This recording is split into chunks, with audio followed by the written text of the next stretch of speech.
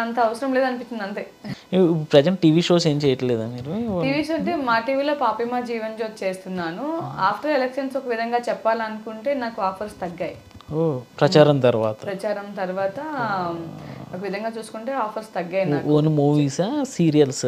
అంటే movies first ఎప్పుడు చూడలేదు, ఎక్కువ మూవీస్ చేయాలని ఎప్పుడు అనుకోలేదు. ఎందుకంటే నాకు చిన్నప్పటి నుంచి కూడా, అంటే నేను ఒక 14 ఏళ్ల వయసు 13 ఏళ్ల వయసు ఉన్నప్పటి నుంచి కూడా సీరియల్స్లోనే చేస్తున్నాను కాబట్టి నాకు ఆ రోజు నుంచి ఈ రోజు వరకు ఎప్పుడు సీరియల్ ఇండస్ట్రీ నాకు ఫుడ్ పెట్టింది. ఓకే. అప్పటి నుంచి ఇప్పటి వరకు సీరియల్ ఇండస్ట్రీ నాకు ఫుడ్ పెట్టింది.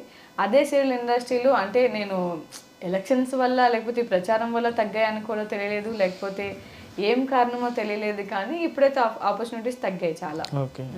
అంటే అందుకేనా ఈ యూట్యూబ్ ఛానల్స్లో ఎక్కువగా ఏ ఆర్టిస్టు ప్రచారంకి వెళ్ళిన ఏ ఆర్టిస్టు కూడా ఇంటర్వ్యూస్ ఇవ్వట్లేదు, అలాంటి మీరే అవకాశాలు తగ్గాయని చెప్పి అవకాశాల కోసం ఏమైనా ఇంటర్వ్యూస్ ఇవ్వడం ఇలాగా యూట్యూబ్ ఛానల్స్ ఈ మధ్యకాలం హాట్ టాపిక్గా ఉన్నారు కదా, అదే అనుకోవచ్చు? లేదండి, నాకు అది అవసరం లేదు. ఎందుకంటే ఇంటర్వ్యూస్ ఇచ్చుకొని మనకి ఇంటర్వ్యూస్లో ఏం డబ్బులు ఏం రావు కదా. ఇప్పుడు మేము ఇంటర్వ్యూస్ ఇచ్చామంటే మాకు ఇంటర్వ్యూస్ల వల్ల ఏం లాభం లేదు. అలాంటప్పుడు ఇంటర్వ్యూస్ ఇచ్చుకొని ప్రయోజనం ఏముంది? నేను ఎందుకు ఇంటర్వ్యూ చేస్తున్నానంటే అక్కడ ఉన్న కష్టం నేను కళ్ళారా చూశాను కాబట్టి అది 10 మందికి తెలియాలి కాబట్టి ఇంటర్వ్యూస్ ఇస్తున్నాను నేను. ఇప్పుడు ఎలా అంటే వచ్చామా ప్రచారం చేసామా కాదు, అక్కడ ప్రాబ్లం వెలుగులోకి తీసుకురావాలి.